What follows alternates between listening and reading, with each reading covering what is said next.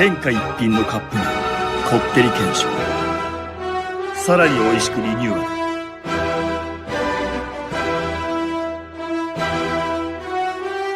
9月26日新発売。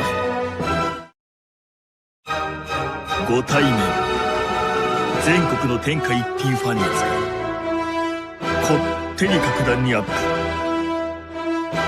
全国のコンビニスーパーで9月26日新発売。よりこってりして帰ってきた史上最高のこってり、9月26日新発売。よりこってりして帰ってきた全國のコンビニスーパーで9月26日新発売。多謝收睇，今日嘅日本廣告片段圖片同視頻 AI 生成提示，可以係下面描述揾到。